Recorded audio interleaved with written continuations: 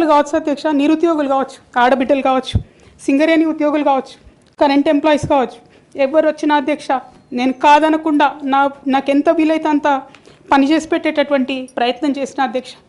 అయినా సరే అధ్యక్ష, పార్టీ మౌత్ పీసులుగా ఉండేటటువంటి పార్టీ పేపర్లు, పార్టీ ఛానళ్ళు ఏ ఒక్కరు కూడా ఎన్నడూ కూడా మద్దతు ఇవ్వలేదు అధ్యక్ష. అయినా సరే ధైర్యం వదులుకోకుండా మొక్కువని ప్రయత్నంగా నేను ప్రయత్నం చేస్తూనే వెళ్ళాను అధ్యక్ష. అధ్యక్ష, తెలంగాణ రాకముందు, బీఆర్ఎస్ ప్రభుత్వం ఏర్పడకముందు ఒక మాట అనుకున్నాం అధ్యక్ష. కేసీఆర్ గారే పదే పదే ఈ మాట చెప్పారు.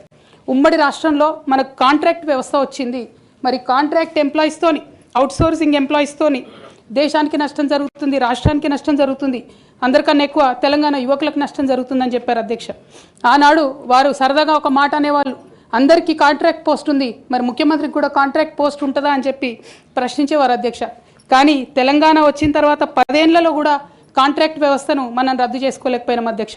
అది కాకుండా అవుట్సోర్సింగ్ ఎంప్లాయీస్, అవుట్సోర్సింగ్ వ్యవస్థను పెంచి పోసిపోయినాం అధ్యక్ష.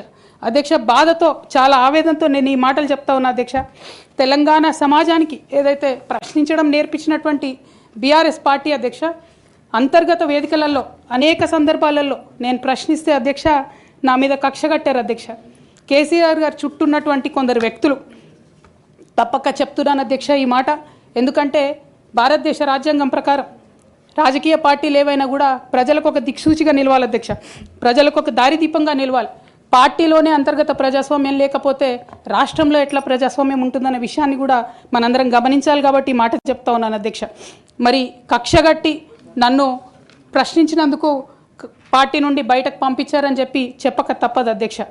అధ్యక్ష, మొదటి సంవత్సరం నుంచే రాష్ట్ర స్థాయి నిర్ణయాలలో ఎక్కడ కూడా నా పాత్ర లేకుండా కట్టుబడి చేసినారు అధ్యక్ష. ఇవాళ ఆనాడు బాధపడ్డా, ఇవాళ నేను సంతోషపడతా ఉన్నా అధ్యక్ష. ఎందుకంటే అధ్యక్ష, ధర్నా చౌక్ రద్దు చేయడం అనేటటువంటిది ప్రజాస్వామిక హక్కుల్ని కాలరాయడంలో మొదటి మెత్త అధ్యక్ష. ఆనాడు ఇంటర్నల్గా ఎంత ప్రొటెస్ట్ చేసినా కూడా రాష్ట్రం వచ్చింది, ఇప్పుడు ధర్నాలు ఎందుకు, దరఖాస్తులు లేవు, ధర్నాలు లేవు, అన్ని పనులు చేసి పెడతామని చెప్పుకుంటూ వెళ్ళడం జరిగింది అధ్యక్ష. అట్లానే రైతులకు జరిగినటువంటి అక్రమ అరెస్టులు అధ్యక్ష, ఇవాళ ఒక్కొక్క దగ్గర నుంచి రైతులు మాట్లాడుతూ ఉంటే బాధ తట్టుకోలేకపోతున్నాం అధ్యక్ష. అదేవిధంగా పార్టీలో జరుగుతున్నటువంటి అవినీతి అధ్యక్ష, ప్రభుత్వంలో జరుగుతున్నటువంటి అవినీతిని ఎప్పటికప్పుడు నేను వారి దృష్టికి తీసుకెళ్లడం జరిగింది అధ్యక్ష. అమరజ్యోతి నుంచి మొదలు పెట్టుకుంటే అధ్యక్ష, అంబేద్కర్ విగ్రహం దగ్గర నుంచి మొదలు పెట్టుకుంటే అధ్యక్ష, సెక్రటేరియట్ నుంచి మొదలు పెట్టుకుంటే అధ్యక్ష, కలెక్టరేట్లలో కూడా తీరని అవినీతి జరిగిన మాట ముమ్మాటికి వాస్తవం అధ్యక్ష. దీనికి పెద్ద ఉదాహరణలు సిద్దిపేట, సిరిసిల్లలో కట్టినటువంటి కలెక్టరేట్లు 2 వచ్చినటువంటి మొదటి వర్షానికే 2 కూడా మునిగిపోయినాయి అధ్యక్ష. ఆ విజువల్స్ అందరం కూడా మనం చూడడం జరిగింది.